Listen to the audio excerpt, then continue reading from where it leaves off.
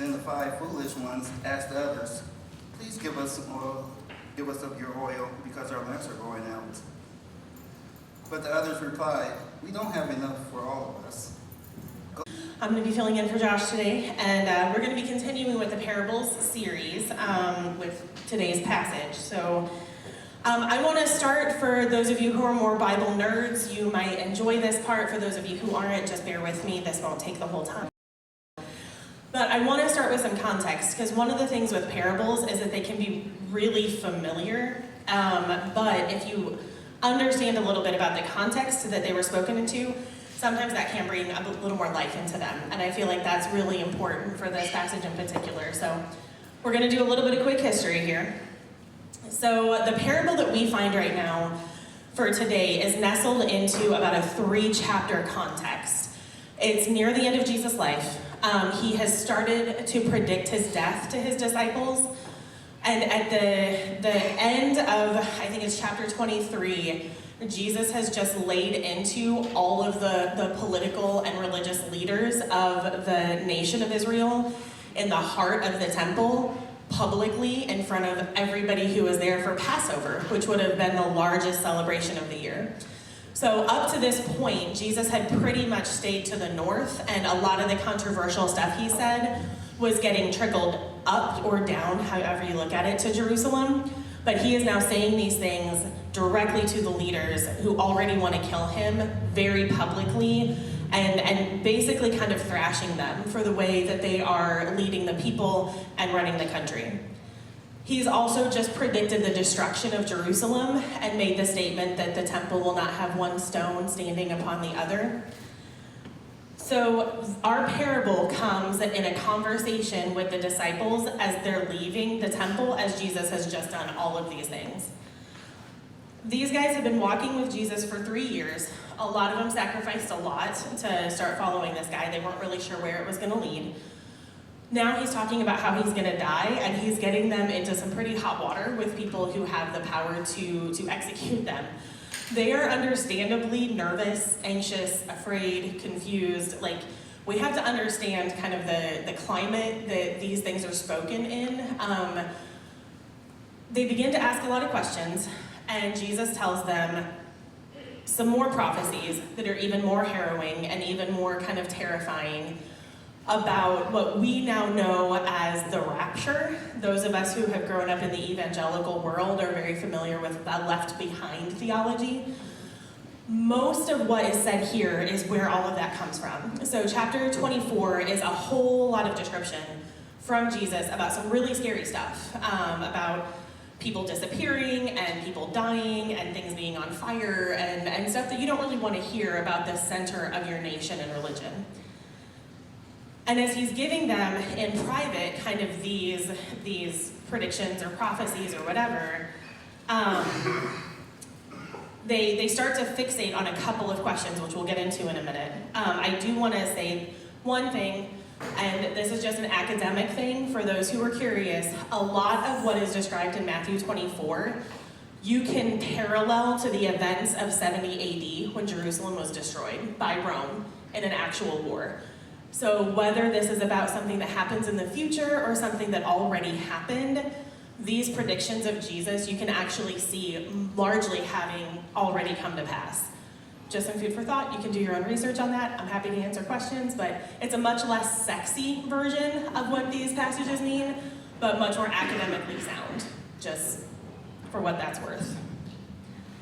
So then we get into the predictions, and Jesus starts to respond to them in parables. And the response that he's giving them is really because they're fixating on 2 specific questions, maybe 3, depending on how you read the Greek. When will these things happen? They keep asking him, okay, so when is this going to go down? What will be the signs of your coming and of the end of the age? Because he's been talking about, I'm going to die, but I'll come back. So they might be thinking that those 2 events are the same, or they might understand that they could be separate events. But they keep focusing on the how will we know and the when. And so Jesus begins to respond to them with a handful of parables. And one more disclaimer before we get into this about parables. They're not meant to be exact. You can get lost in the weeds with a parable if you try to find an interpretation for every single noun and event in a parable. St. Augustine, who is one of our fathers of the faith, went so far in the Good Samaritan that he had Jericho, the city this guy was traveling from, representing the moon. He had the innkeeper representing the Apostle Paul, who hadn't existed yet at the time Jesus gave the parable. He got so in the weeds that he completely lost the very simple message of the Good Samaritan. We can do the same thing. So, sometimes Jesus paints God in odd colors in the parables as an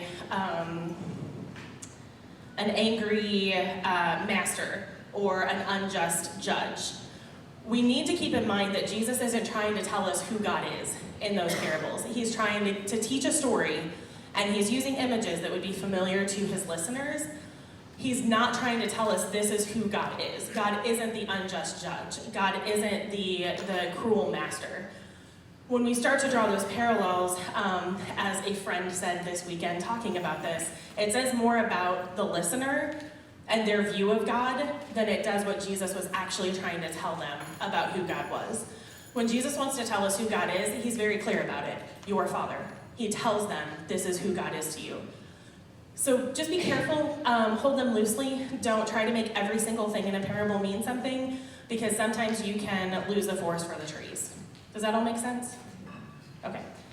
So, the three main parables that Jesus uses, and he uses a couple of others too in this conversation, but he uses three back to back. One is the parable of the talents, where he basically is telling them, this is what you should be doing with the things that you have while you're waiting. The second one is today's parable, which we'll get into. And the third one is the goat and the sheep. How are you treating the people around you in the waiting? And he ends each one the same way. You don't know when these things are going to happen. At the beginning of it, he says, I don't know when these things are going to happen. The angels don't know when these things are going to happen. You can't possibly know when these things are going to happen. I can't answer your question, but I can tell you what to focus on in the meantime. And so he gives us these three parables. And we have today's, which you guys, I didn't know that the projector was working, so you guys don't have slides. But you guys can flip through the passages you want or not. So we have this story, and it seems like a bit of an overreaction at first when you read it. So you've got these 10 women, and some of them have extra oil for the lamp, some of them don't. They're waiting for the bridegroom. Bridegroom shows up, some of them are running low on oil. The ones that have oil say, we can't share with you, go buy some. And then by the time they come back, everything is done and they're not allowed into the wedding ceremony. Seems like a bit overly dramatic, but there are some things that we need to understand. First of all, wedding celebration preparations at this time would have taken days. And so there was kind of this ramping up of the actual ceremony where the bride was waiting at home and her bridesmaids, which this would have been a position of honor for any woman to be invited to be a bridesmaid, they were supposed to wait. And eventually the groom was going to show up with a huge procession of all of the guests, and he was going to collect the bride, and they would go to his home, and that's where the celebration would happen and all of the fun stuff would go down.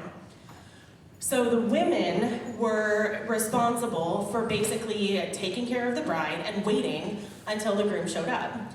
Now the lamps that they're talking about aren't little like hand lamps like we would think of, like little clay lamps. They were on poles and they had like ripped up rags, and they needed to be filled with oil. Best estimate is about every 15 minutes. And because they don't know when the bridegroom is coming, some of the women brought extra oil because they knew that there was a chance they would need it. Some of them didn't. Now, these lamps would end up becoming part of the lighting for the bride in the procession back to the groom's home. So they were not just there to participate, they actually provided part of what was going to happen in that procession back. So for someone to be invited into that role and then not be prepared could potentially bring shame on the families of the bride and the groom. We know a little bit about the country of the day that shame and pride were a really important aspect of their culture. And so to bring shame on a family would be a much more than just a social faux pas. It would have